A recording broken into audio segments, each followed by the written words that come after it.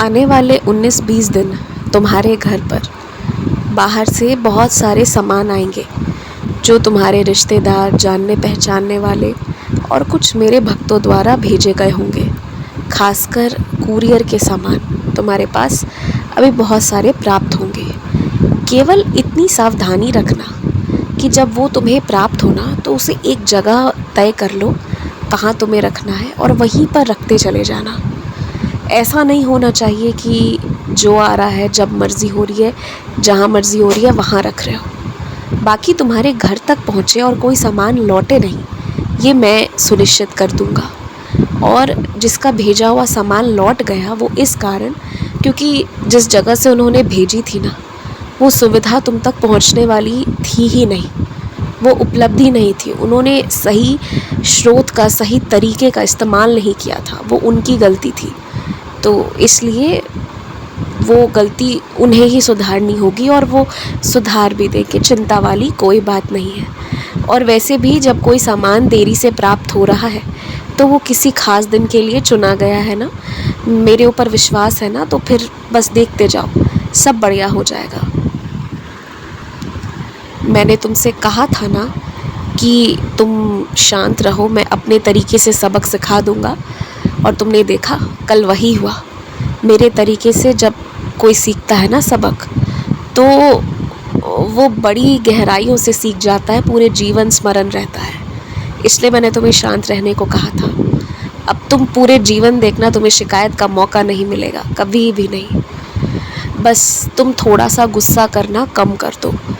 तुम ये मान लो कि तुम्हारा कितना भी प्रिय से प्रिय इंसान क्यों ना है, अगर वो गलत करेगा तो सज़ा उसे मिलेगी, कहीं ना कहीं से, किसी ना किसी रूप में मिलेगी। बाहरी व्यक्ति नहीं देंगे तो वो किसी ना किसी माध्यम से तो वो कर्म को कटना है ना, तो वो तो कट कर ही रहेगा, कभी मानसिक तनाव के रूप में या किसी और रूप में। और उसमें तुम कुछ नहीं कर सकते, तुम उसमें फ़िक्र भी नहीं कर सकते, क्योंकि उन्होंने जितना किया है उतना तो उन्हें समझना होगा। और मैं जब किसी को सबक देता हूँ ना, तो उसे चोट पहुँचा कर नहीं, बल्कि उसे मानसिक रूप से तैयार करके, ताकि भविष्य में वो ऐसा ना करे।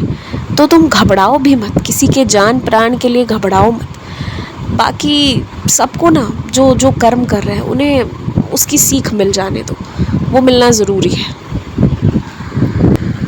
यदि कोई तुम्हारे ऊपर दबाव बनाकर तुमसे काम लेने का प्रयास कर रहा है तो 1-2 बार तो ठीक है, लेकिन यही बर्ताव यदि उस व्यक्ति का बार बार है तो तुम उसे कह सकते हो कि जिस कार्य को शांति से किया जा सकता है उसके लिए दबाव ना बनाया जाए।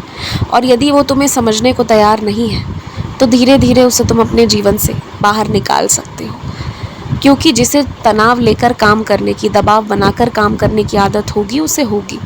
तुम्हारी आदत तो मैंने ऐसी रखी है कि विपरीत से विपरीत परिस्थिति में भी मेरे हवाले इत्मीनान से, शांति से तुम रहते हो। मुझे ये पता है कि कई लोग तुम्हें मतलब के लिए प्रयोग में लेकर आते हैं। जब उनका मतलब रहता है तो वो तुमसे कोई भी काम करने को कहते हैं, कुछ भी, चाहे वो किसी जगह जाना हो, कुछ लेकर आना हो, पैसे निकालने हो, धन दौलत हो, कहीं शारीरिक रूप से करना हो, कुछ भी कह देते हैं। और तुम्हें ये बात बुरी लगती है कि वो कभी तुमसे नहीं पूछते कि तुम कैसे हो, बस अपना मतलब हुआ तो फिर कह देते हैं। लेकिन तुमसे मैं ये कहूँगा और यही उम्मीद भी करूँगा कि तुम उनके जैसे नहीं हो, तुम उनसे अलग हो। तुम्हारा दिल भी बड़ा है, सच में दिल से आशीर्वाद दो, दुआ करो। लेकिन हाँ, जो गलत है, जो तुमसे नहीं हो सकता है, जो मुमकिन नहीं है, वो तुम करो ही मत। कुछ चीज़ों को ना जवाब देने की या बहस करने की ज़रूरत नहीं होती, बस कुछ चीज़ें शांति से या तो की जानी है या नहीं की जानी है, जो भी है, बस उस तरीके से होना चाहिए। और तुम भी वही करो।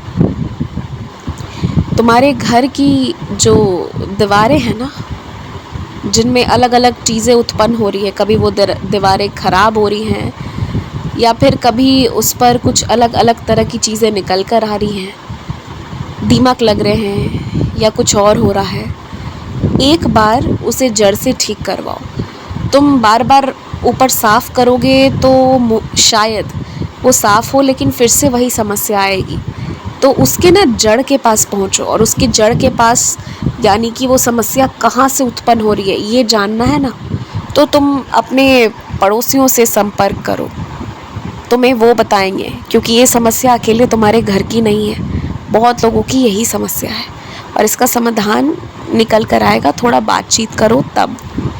और एक और बात का ध्यान रखना, हर दिन और आज के भी पूरे दिन मैं तुम्हारे साथ हूँ, और तुम्हें एक किताब मिलेगी जो धार्मिक किताब नहीं है, मगर हाँ, वो किताब मेरी तरफ से तोहफ़ा है। उसे पढ़ना, उसे अच्छे से पढ़ना, क्योंकि मुझे लगता है कि हाँ, मुझे तुम्हें वो देना चाहिए, इसलिए मैं तुम्हें दे रहा हूँ। तुम चिंता मत करो, छुट्टियों की चिंता बिल्कुल मत करो, मैं सब व्यवस्था करा दूँगा। कभी कभी ना चीज़ें जब बिगड़ने लगती हैं, सबका सब खराब होने लगता है, तो एक बार अपने अंदर भी टटोल कर देखना चाहिए।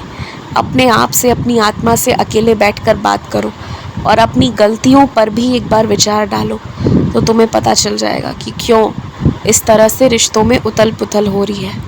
और बाकी ज़्यादा चिंता करने वाली कोई बात नहीं है। मैं हूँ, खुश रहो।